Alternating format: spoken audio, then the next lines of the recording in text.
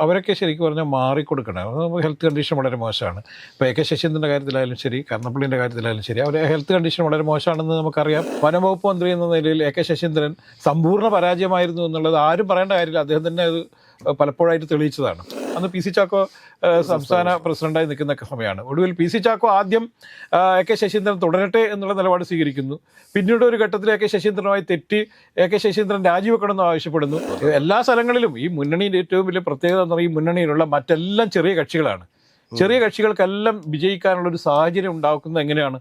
C P എമ്മിൻ്റെ vote കൊണ്ടാണ്. എല്ലാ സ്ഥലങ്ങളിലും സി പി എമ്മിന് കൃത്യമായി വോട്ട് ഉണ്ട് എന്നുള്ളത് കൊണ്ട് മാത്രമാണ് ഇവർ ജയിച്ചു പോയത്. ഈ എൽ ഡി എഫിൻ്റെ ഭാഗമായി നിൽക്കുന്നു എന്നുള്ളത് കൊണ്ട് മാത്രമാണ് ഈ പറയുന്ന എ കെ ശശീന്ദ്രൻ ജയിക്കുകയും മന്ത്രിയാവുകയൊക്കെ ചെയ്തത്. അതുകൊണ്ട് ഇവരൊക്കെ ഇനിയും മത്സരിച്ച് ജനങ്ങളെ ബുദ്ധിമുട്ടിക്കാതെ ഈ വണ്ടി സ്റ്റാൻഡ് വിട്ട് പോകണം, ഈ വണ്ടികളൊക്കെ സ്റ്റാൻഡ് വിട്ട് പോകണം. ഇപ്പം ജി സുധാകരന് നേരത്തെ കണ്ടം ചെയ്ത് വീട്ടിലിരുത്തിയാണ് അത് അദ്ദേഹം ചാടി പുറപ്പെട്ട അയാൾ ഇനി മത്സരിക്കാൻ വേണ്ടി പോകുന്നു എന്ന് പറയുന്നു. ഇത്തരത്തിൽ കുറേ ആളുകൾ ചാടി വരികയാണ്. മരിക്കുന്നത് വരെ മന്ത്രിസ്ഥാനത്തോ എം എൽ എ സ്ഥാനത്തോ ഇരുന്നു കൊണ്ട് ജീവിതം പൂർണ്ണമായും സർക്കാർ ചെലവിൽ തന്നെ ആവണം എന്ന് ആഗ്രഹിക്കുന്ന ഇവരെ പോലെയുള്ള ആളുകൾ യഥാർത്ഥത്തിൽ ഈ ജനാധിപത്യ സമൂഹത്തിന് ഭൂഷണമല്ല എന്നുള്ളത് തന്നെയാണ് എൻ്റെ അഭിപ്രായം. രാജേഷേട്ടാ നമസ്കാരം. നമസ്കാരം. രാജേഷേട്ടാ, നമ്മുടെ ഈ എ കെ ശശീന്ദ്രൻ ഏകദേശം മന്ത്രി 2 പ്രാവശ്യം മന്ത്രി ആയതാണ്. വേണമെങ്കിൽ മറ്റാർക്കെങ്കിലും അവസരം നൽകേണ്ടതാണ്. മറ്റാർക്കെങ്കിലും വേണമെങ്കിലല്ല, അവസരം നൽകേണ്ടതാണ്. അതുകൂടാതെ നമ്മുടെ കടന്നപ്പള്ളി രാമചന്ദ്രൻ കണ്ണൂർ, അദ്ദേഹത്തിനും ഇനി വേണമെങ്കിലൊന്ന് മാറി നിൽക്കാം എന്നുള്ളതാണ് പൊതുജനങ്ങളുടെ പക്ഷം. എന്തു തോന്നുന്നു ഈ 2 പാർട്ടികളുടെ സമുന്നതരായ നേതാക്കന്മാരുടെ ആ ഒരു ഇടപാടിൽ? ഇത് എൻ സി പി ആയാലും കോൺഗ്രസ് എസ് ആയാലും നേരത്തെ ഒറ്റ പാർട്ടി ഉണ്ടായിരുന്നു. 2 പാർട്ടി ആയപ്പോഴാണ് 2 മന്ത്രിമാരൊക്കെ ഈ മുന്നണിയിൽ വന്നപ്പോൾ ഉണ്ടായത്. ഇപ്പോൾ കടന്നപ്പള്ളി രാമചന്ദ്രനെ സംബന്ധിച്ചിടത്തോളം അദ്ദേഹം 3 ടേമിൽ മന്ത്രിയാണ്. കുറച്ച് പതിയെ ഉള്ളെങ്കിൽ പോലും 3 ടേമിലായിട്ട് മന്ത്രിയാണ്. അവരൊക്കെ ശരിക്കും പറഞ്ഞാൽ മാറിക്കൊടുക്കണം. ഹെൽത്ത് കണ്ടീഷൻ വളരെ മോശമാണ്. ഇപ്പോൾ എ കെ ശശീന്ദ്രൻ്റെ കാര്യത്തിലായാലും ശരി, കർണപ്പള്ളിൻ്റെ കാര്യത്തിലായാലും ശരി, അവരെ ഹെൽത്ത് കണ്ടീഷൻ വളരെ മോശമാണെന്ന് നമുക്കറിയാം. അവർ പലപ്പോഴും കഴിഞ്ഞ ദിവസമൊക്കെ അത് ആശുപത്രിയിലാവുന്നതും അങ്ങനെ ഒരു മാറ്റി നിർത്തപ്പെടേണ്ടല്ലോ. പക്ഷേ പ്രായാധിക്യം കാരണം അവർക്ക് വയ്യായികയുണ്ട് പലർക്കും പല കാര്യം. ഇപ്പം നമുക്കറിയാം കഴിഞ്ഞ 5 വർഷക്കാലം വനംവകുപ്പ് മന്ത്രി എന്ന നിലയിൽ എ കെ ശശീന്ദ്രൻ സമ്പൂർണ്ണ പരാജയമായിരുന്നു എന്നുള്ളത് ആരും പറയേണ്ട കാര്യമില്ല. അദ്ദേഹം തന്നെ അത് പലപ്പോഴായിട്ട് തെളിയിച്ചതാണ്. അപ്പം ഇത്തരത്തിലുള്ള ആളുകളെയൊക്കെ മാറ്റി, നേരത്തെ നമ്മൾ പല ചർച്ചകളിലും പറഞ്ഞ വിഷയമാണ്, യുവ നേതൃത്വങ്ങൾ കുറച്ചും കൂടി മുന്നോട്ട് വരേണ്ട ഒരു കാലമാണ്. ഇപ്പം നമുക്കറിയാം കൃഷ്ണൻകുട്ടിയായിരുന്നു മറ്റൊരു മന്ത്രി ഉണ്ടായിരുന്നു. അദ്ദേഹം മാറിയല്ലോ. കൃഷ്ണൻകുട്ടി ഇനി മത്സരിക്കുന്നില്ല എന്ന് വളരെ മാതൃകാപരമായൊരു നിലപാട് സ്വീകരിച്ചു. അതുകൊണ്ട് ഇതൊക്കെ ചെറിയ പാർട്ടികളാണ്, വളരെ ചെറിയ പാർട്ടികളാണ്. ഈ എൻ സി പിയെ സംബന്ധിച്ചിടത്തോളം ഒരു നാഷണൽ മുഖൊക്കെ ഉണ്ടെങ്കിൽ പോലും അത് ഇവിടുത്തെ എൻ സി പി എന്ന് പറയുന്നത് അത് ഇവിടെ മാത്രമുള്ള എൻ സി പി ആണ്. മറ്റേ എൻ സി പി ആയിട്ട് യഥാർത്ഥത്തിൽ ഒരു ചെറിയ ബന്ധങ്ങൾ കമ്പയർ ചെയ്യാൻ പോലും പറ്റത്തില്ല. ആ ചെറിയ ബന്ധങ്ങൾ മാത്രമേ ഉള്ളൂ. ഇപ്പോൾ ശരത് പവാറിനെ ഇവർ അംഗീകരിക്കുന്നു എന്നത് മാത്രമേ ഉള്ളൂ. പക്ഷേ ഇവിടെ സംബന്ധിച്ചിടത്തോളം 2 എം എൽ എമാരുണ്ട്. കുട്ടനാട് എം എൽ എ ആയ തോമസ് കെ തോമസ് എന്ന് പറയുന്ന അദ്ദേഹമാണ് ഇതിൻ്റെ പ്രസിഡന്റ്. മറ്റൊരാൾ അതിൻ്റെ മന്ത്രി. ഇവർ മന്ത്രിസ്ഥാനത്തിന് വേണ്ടി നടത്തിയ അടിപിടിയും അങ്ങോട്ടുള്ള പിന്നെ തലകുത്തി മറിയലും പൂഴിക്കടകനും ഒക്കെ നമ്മൾ കണ്ടതാണ്.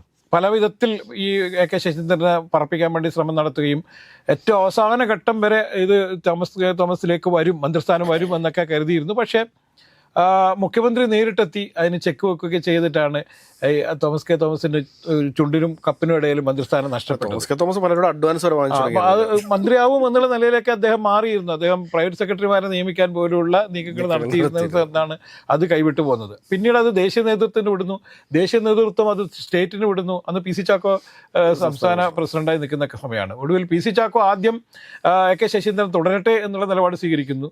പിന്നീട് ഒരു ഘട്ടത്തിൽ എ കെ ശശീന്ദ്രനുമായി തെറ്റി എ കെ ശശീന്ദ്രൻ രാജിവെക്കണമെന്ന് ആവശ്യപ്പെടുന്നു. പക്ഷേ സംസ്ഥാന പ്രസിഡന്റ്, ഒരു പാർട്ടിയുടെ സംസ്ഥാന പ്രസിഡന്റ് ആവശ്യപ്പെട്ടിട്ട് പോലും കെ ശശീന്ദ്രൻ രാജിവെച്ചൊഴിയാൻ വേണ്ടി തയ്യാറാവുന്നില്ല. അദ്ദേഹം മന്ത്രിയായി തന്നെ തുടരുന്നു. അതിന് വകുപ്പും ഒക്കെ പല രീതിയിലുള്ള കൈയിട്ട് വാരലൊക്കെ നടന്നു എന്നുള്ള വലിയ ആരോപണങ്ങൾ വന്നിട്ടുണ്ടായിരുന്നു. എല്ലാ രീതിയിലും ഇടപെട്ട് കൈയിട്ട് വാരാൻ പറ്റുന്ന ഒരു വകുപ്പാണല്ലോ വനംവകുപ്പ് എന്ന് പറയുന്നത്. പക്ഷേ നിരവധിയായ വനംവകുപ്പുമായി ബന്ധപ്പെട്ട് നിരവധിയായ ആരോപണങ്ങൾ വരികയും അതിൽ ക്രിയാത്മകമായി ഒരു നിലപാടും സ്വീകരിക്കാൻ പറ്റാതെ വരികയൊക്കെ ചെയ്തൊരു മന്ത്രിയാണ് എ കെ ശശീന്ദ്രൻ. അല്ല, ഈ സർക്കാരിന്റെ ഏറ്റവും മോശപ്പെട്ട ഒരു വകുപ്പ് ഏതാണ് എന്ന് ചോദിച്ചാൽ അത് വനംവകുപ്പായിരുന്നു. അപ്പോൾ ഇങ്ങനെ വളരെ മോശാവസ്ഥയിലായിട്ട് പോലും എ കെ ശശീന്ദ്രനെ മാറ്റാൻ തയ്യാറായില്ല. മുന്നണി എന്നുള്ള രീതിയിൽ സി പി എമ്മോ മുഖ്യമന്ത്രിയോ ഒന്നും അദ്ദേഹത്തെ മാറ്റുന്നതിന് അനുകൂലമായ നിലപാടായിരുന്നില്ല. ഓക്കെ, തീരുവാണല്ലോ, ഈ ഇതോടുകൂടി തീരും എന്ന് കരുതിയെടുത്തുന്നതാണ് വീണ്ടും എ കെ ശശീന്ദ്രൻ മത്സരിക്കും എന്നുള്ള ഒരു പ്രഖ്യാപനം വരുന്നത്. അപ്പം AK ശശീന്ദ്രൻ കരുതുന്നത് അദ്ദേഹം ഏറ്റവും കൂടുതൽ മന്ത്രിയായിരുന്ന ആളും കൂടിയാണ് കേട്ടോ. ഏറ്റവും ദീർഘകാലം മന്ത്രിയായിരുന്നു എന്നുള്ളൊരു റെക്കോർഡ് കൂടി അദ്ദേഹത്തിനുണ്ട്. അപ്പോൾ ഇത്രയും കാലം മന്ത്രിയായിരുന്നിട്ടും അദ്ദേഹത്തിന് ഈ അധികാര കസേരയോടുള്ള ഈ ആഗ്രഹമല്ല, അതിന് അത്യാഗ്രഹം എന്നാ പറയുക. കാരണം ആർത്തിയാണ്. അപ്പം ഈ ആർത്തി കാരണമാണ് അദ്ദേഹം ഈ 3ാം തവണയും പിണറായി സർക്കാർ അധികാരത്തിൽ വരും എന്നുള്ള തോന്നൽ വന്നപ്പോഴാണ് പുള്ളി ഞാൻ തന്നെ മത്സരിക്കുമെന്ന്. കാരണം വീണ്ടും മന്ത്രിയാവാം. NCPയെ സംബന്ധിച്ചിടത്തോളം എന്തായാലും തോമസ് കുട്ടനാടെന്ന് ജയിക്കുമോ എന്നുള്ളത് വലിയ സംശയമാണ്. പക്ഷേ ഇത്തവണയും ജയിച്ചാൽ AK ശശീന്ദ്രൻ മാത്രമാണ് MLA എങ്കിൽ അയാൾക്ക് ഉറപ്പായും 2.5 വർഷക്കാലം മന്ത്രിയാവാൻ പറ്റും എന്നുള്ളൊരു തോന്നലിൽ നിന്നാണ് ഞാൻ തന്നെ മത്സരിക്കും എന്ന് പ്രഖ്യാപിക്കാറുള്ളത്. കോഴിക്കോട് ജില്ലയിൽ വലിയ വ്യാപകമായ പ്രതിഷേധവും പാർട്ടിക്കുള്ളിൽ വലിയ അമർഷമൊക്കെ പലരും രേഖപ്പെടുത്തിയെങ്കിൽ പോലും ഈ പാർട്ടിയിൽ അണികളില്ല, നേതാക്കന്മാർ മാത്രമാണ് ഉള്ളത് എന്നുള്ളത് കൊണ്ട് AK ശശീന്ദ്രൻ ആരെയൊക്കെയാണ് അദ്ദേഹത്തിൻ്റെ പിന്നണിയിൽ നിർത്തേണ്ടതെന്ന് കൃത്യമായിട്ട് അറിയാവുന്നത് കൊണ്ട് ഈ നിലപാടുമായി മുന്നോട്ട് പോവുകയും ചെയ്യും. അദ്ദേഹം മത്സരിക്കാനുള്ള എല്ലാ ശ്രമങ്ങളും ആരംഭിച്ചിട്ടുണ്ട്. പക്ഷേ ഇത്രയും ബഹളമൊക്കെ നടക്കുന്ന സമയത്ത് ഒരുപക്ഷെ CPM ഒരു തീരുമാനമെടുത്തില്ല ആ സീറ്റ് തിരിച്ചെടുക്കാൻ വേണ്ടി. CPM എലത്തൂരിൽ നിന്ന് ഈ പറയാനായിട്ട് CPMന്റെ ബലത്തിലാണ് AK ശശീന്ദ്രൻ ജയിച്ചു കയറി വരുന്നത്. അല്ലെ, നമ്മൾക്കിപ്പം AK ശശീന്ദ്രന്റെ മാത്രമല്ല, നമുക്കിപ്പോൾ CPIന്റെ പല ആളുകളും മത്സരിക്കുന്ന സ്ഥലത്ത് എന്താ CPI വൻ ശക്തിയാണ്? ഒന്നുമല്ലല്ലോ. എല്ലാ സ്ഥലങ്ങളിലും ഈ മുന്നണിയുടെ ഏറ്റവും വലിയ പ്രത്യേകത എന്ന് പറയുന്നത് ഈ മുന്നണിയിലുള്ള മറ്റെല്ലാം ചെറിയ കക്ഷികളാണ്. ചെറിയ കക്ഷികൾക്കെല്ലാം വിജയിക്കാനുള്ള ഒരു സാഹചര്യം ഉണ്ടാക്കുന്നത് എങ്ങനെയാണ്? CPMന്റെ വോട്ട് കൊണ്ടാണ്. എല്ലാ സ്ഥലങ്ങളിലും CPMന് കൃത്യമായി വോട്ട് ഉണ്ട് എന്നുള്ളത് കൊണ്ട് മാത്രമാണ് ഇവർ ജയിച്ചു പോയത്. ഇപ്പൊ KB ഗണേഷ് കുമാർ മാത്രമാണ് ചിലപ്പോൾ അതിനൊരു എമ്മിനും അത്യാവശ്യം കോട്ടയം, പത്തനംതിട്ട, ഇടുക്കി കേരള കോൺഗ്രസ് ഒക്കെ ഈ അടുത്ത കാലത്ത് വന്നതാണ്. പക്ഷേ ദീർഘകാലമായിട്ട് ഈ മുന്നണിയിൽ നിൽക്കുന്ന കുറെ പാർട്ടികളുണ്ട്. ഇപ്പൊ KB ഗണേഷ് കുമാറും വന്നിട്ട് 10 വർഷമായിട്ടുള്ളൂ. അതിന് മുന്നേ തന്നെ ഈ പാർട്ടിയായിട്ട് ബന്ധപ്പെട്ടിരിക്കുന്ന ചെറു പാർട്ടികളൊക്കെ കോൺഗ്രസ് എസിന് എത്ര പേരുണ്ടാവും? കേരളത്തിൽ മൊത്തം നോക്കിക്കഴിഞ്ഞാൽ കടന്നപ്പള്ളിയുടെ കൂടെയുള്ള ആളുകൾ മാത്രമേ അത്രേ ഉണ്ടാവുള്ളൂ. കോൺഗ്രസ് എസിന് വേറെ ആരും ഇല്ല എന്നുള്ളതാണ് അതിൽ പറയാനുള്ളത്. ഇപ്പൊ NCPയിൽ പണ്ട് കുറച്ച് ആൾക്കാരുണ്ടായിരുന്നു. പക്ഷെ NCPയിൽ ഇപ്പോൾ നമുക്കറിയാം PC ചാക്കോ ഒക്കെ പ്രസിഡന്റ് ആയിരുന്ന കാലത്തൊക്കെ ഒരുപാട് ആളുകൾ ഈ പ്രസ്ഥാനം വിട്ടു പോയി കഴിഞ്ഞിട്ടുണ്ട്. അപ്പൊ ഇതിലൊന്നും ആരും ഇല്ല. ഇപ്പൊ വീരേന്ദ്രകുമാറിന്റെ പാർട്ടി ഒന്ന് UDF പോയി തിരിച്ചു വന്നപ്പോൾ തന്നെ അതിൽ കുറെ ആൾക്കാർ ഇല്ലാതായി. ഈ പറയുന്ന കൃഷ്ണൻകുട്ടിയുടെ പാർട്ടി അതിലും യഥാർത്ഥത്തിൽ വംശാവശം സംഭവിച്ചുകൊണ്ടിരിക്കുന്ന ഒരു പാർട്ടിയാണ് എന്നുള്ളതുകൊണ്ട് അതിലൊന്നും ആൾക്കാരില്ല. വളരെ കുറച്ച് ആൾക്കാരാണ് പല സ്ഥലങ്ങളിലും ഉള്ളത്. നിർണായകമായ ഒരു വോട്ട് ഈ പറയുന്ന ഘടകകക്ഷികൾക്ക് ആർക്കില്ല. CPIക്ക് ഒഴികെ ബാക്കി ആർക്കും ഇല്ല. അപ്പം CPI പോലും സ്വാധീനം ഇല്ലാത്ത സ്ഥലങ്ങളിൽ ഞാൻ നേരത്തെ പറഞ്ഞത് മത്സരിക്കുകയും കാലാകാലങ്ങളായി CPI സ്ഥാനാർത്ഥി വിജയിച്ചു വരികയും ചെയ്യുന്ന ഒരു രാഷ്ട്രീയ കാലാവസ്ഥയാണ് LDFിലുള്ളത്. ഈ LDFിന്റെ ഭാഗമായി നിൽക്കുന്നു എന്നുള്ളത് കൊണ്ട് മാത്രമാണ് ഈ പറയുന്ന AK ശശീന്ദ്രൻ ജയിക്കുകയും മന്ത്രിയാവുകയൊക്കെ ചെയ്തത്. അതുകൊണ്ട് ഇവരൊക്കെ ഇനിയും മത്സരിച്ച് ജനങ്ങളെ ബുദ്ധിമുട്ടിക്കാതെ ഈ വണ്ടി സ്റ്റാൻഡ് വിട്ട് പോകണം. ഈ വണ്ടികളൊക്കെ സ്റ്റാൻഡ് വിട്ട് പോകണം. വണ്ടികൾക്ക് കാലാവധി ഉണ്ട്. ഇത്ര കാലം കഴിഞ്ഞാൽ പിന്നെ കണ്ടം ചെയ്യണം. ഈ ഇത്ര നേതാക്കന്മാരെ കണ്ടം ചെയ്യാനൊന്നും പറ്റാത്തത് കൊണ്ട് പിന്നെയും ഇവർ മത്സരിക്കാൻ വേണ്ടി വരികയാണ്. ഇതൊക്കെ യഥാർത്ഥത്തിൽ ഇപ്പൊ K ബാബു അതിന് ഒരു വലിയ K ബാബു പറഞ്ഞു ഞാൻ തൃപ്പൂണിത്തുറയിൽ ഇനി മത്സരിക്കാനില്ല. കൃഷ്ണൻകുട്ടി പറഞ്ഞു ഞാൻ ഇനി മത്സരിക്കുന്നില്ല. 2 ആളുകളാണ് ഞങ്ങൾ ഇനി മത്സരിക്കാനില്ല എന്ന് പറഞ്ഞത്. ഇപ്പൊ CPM ഒക്കെ ചില ആളുകൾക്ക് സീറ്റ് കൊടുക്കാതെ കൊണ്ട് മാത്രമാണല്ലോ പിന്നെയും മത്സരിക്കാത്തത്. ഇപ്പൊ G സുധാകരന് നേരത്തെ കണ്ടം ചെയ്ത് വീട്ടിലിരുത്തിയാണ് അദ്ദേഹം ചാടി പുറപ്പെട്ട് അയാൾ ഇനി മത്സരിക്കാൻ വേണ്ടി പോകുന്നു എന്ന് പറയുന്നു. ഇത്തരത്തിൽ കുറെ ആളുകൾ ചാടി വരികയാണ്. അപ്പൊ അതേപോലെ തന്നെ 3 തവണ മത്സരിച്ച് ജയിച്ചതായിരുന്നു ഐഷ പോറ്റി ഇനി CPM മാറ്റി നിർത്തി അവിടെ വേറെ ആളെ കൊണ്ടുവന്ന് KN ബാലഗോപാലിനെ കൊണ്ടുവന്നപ്പോൾ ഐഷ പോറ്റിയും രംഗത്തിറങ്ങിയിരിക്കുകയാണ് മത്സരിക്കാൻ വേണ്ടി. ഐഷ പോറ്റി ആദ്യം BJP ആയിട്ട് ചർച്ച നടത്തിയതിന് ശേഷമാണ് അവരെ സംബന്ധിച്ചോളം അവർക്ക് ഇനി മത്സരിക്കുക എന്ന് മാത്രം. അത് BJP പോയാണ് മത്സരിക്കാൻ പറ്റുന്നെങ്കിൽ, അല്ലെങ്കിൽ UDFിൽ പോയാലാണ് മത്സരിക്കാൻ പറ്റുന്നെങ്കിൽ, ഏത് പാർട്ടിയിൽ പോയാലാണ് മത്സരിക്കാൻ പറ്റുന്നത് ആലോചിക്കുന്നത്. ഇത് തന്നെയല്ലേ രാജേന്ദ്രന്റെ കാര്യത്തിലുണ്ടായത്. ഇടുക്കിയിൽ ഒരു കാലത്ത് ഇടുക്കി ജില്ലയിലെ CPMന്റെ 2 മുഖങ്ങളെ ഉണ്ടായിരുന്നുള്ളൂ. ഒന്ന് MM മണി, മന്ന് രാജേന്ദ്രൻ 3 തവണ MLA ആളാണ്. മണിയൊക്കെ MLA ആകുന്നത് ഈ അടുത്ത കാലത്താണ്. MM മണിയൊക്കെ പാർട്ടി സംഘടനാ രംഗത്ത് സജീവമായിരുന്നപ്പോൾ ഇദ്ദേഹം പാർലമെന്റ് രംഗത്ത് സജീവമായിരുന്നു. 3 തവണ MLA ആളാണ്. ഒരു തവണ ജില്ലാ പഞ്ചായത്ത് പ്രസിഡന്റ് ആളാണ്.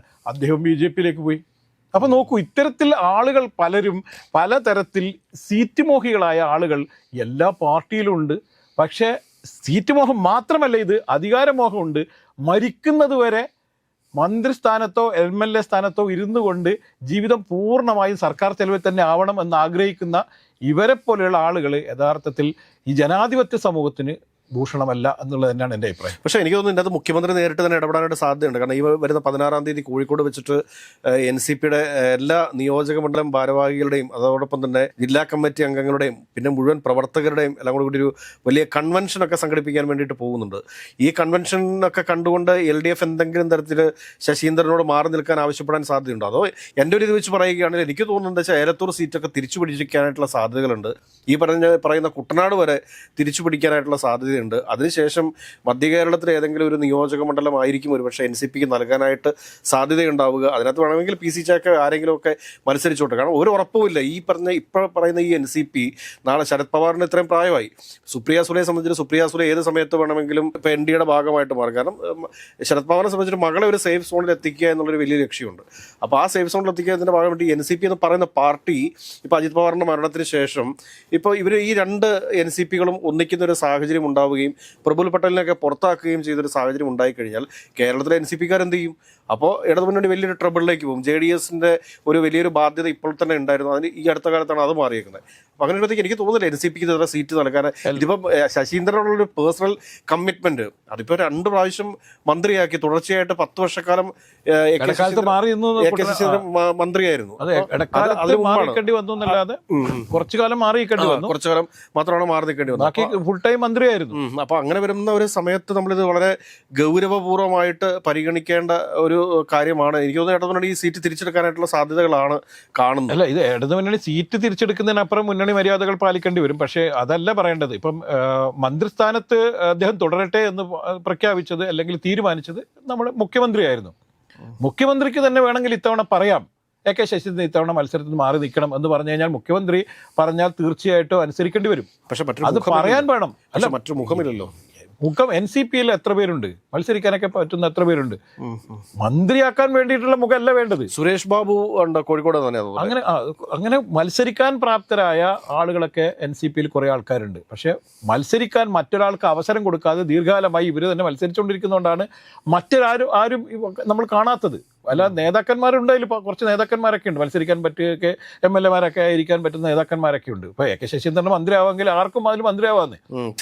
അതുകൊണ്ട് ഇപ്പം നമ്മളൊന്ന് ആലോചിച്ച് നോക്കൂ. ഈ കടന്നപ്പള്ളി രാമചന്ദ്രൻ മന്ത്രി, എന്താണ് വകുപ്പ്?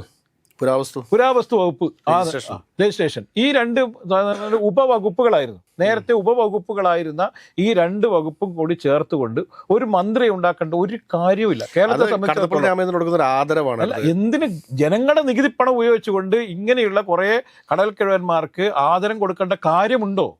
അതിന്റെ ആവശ്യമുണ്ടോ? അപ്പൊ കടന്നപ്പള്ളി രാമചന്ദ്രൻ ദീർഘകാലമായി LDFന്റെ കൂടെ ഉറച്ചു നിൽക്കുകയും മറ്റ് പലർക്കും ചാഞ്ചാട്ടം ഉണ്ടായപ്പോഴൊക്കെ എല്ലാ കാലത്തും ഇതിന്റെ ഭാഗമായി നിന്ന ആളാണ് കടന്നപ്പള്ളി രാമചന്ദ്രൻ. കടന്നപ്പള്ളി രാമചന്ദ്രന്റെ കൂടെ ഒരുപാട് ആൾക്കാരും ബഹളമൊന്നും ഇല്ലെങ്കിൽ പോലും അദ്ദേഹം വിനീത വിധേയനായിക്കൊണ്ട് ഈ പാർട്ടിയുടെ കൂടെ അടിയുറച്ച് നിന്ന ഒരു നേതാവ് എന്നുള്ള രീതിയിൽ ഒരിക്കൽ അദ്ദേഹത്തിന് ആദരം കൊടുക്കാം, മന്ത്രിസ്ഥാനം കൊടുക്കാം, എല്ലാം കൊടുക്കാം.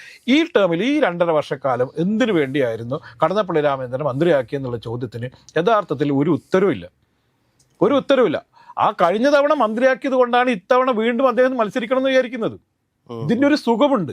വകുപ്പുണ്ടായാലും ഇല്ലെങ്കിലും എല്ലാ മന്ത്രിമാർക്കും കിട്ടുന്ന എല്ലാ സുഖ സൗകര്യങ്ങളും ഇദ്ദേഹത്തിന് കിട്ടുന്നുണ്ട്.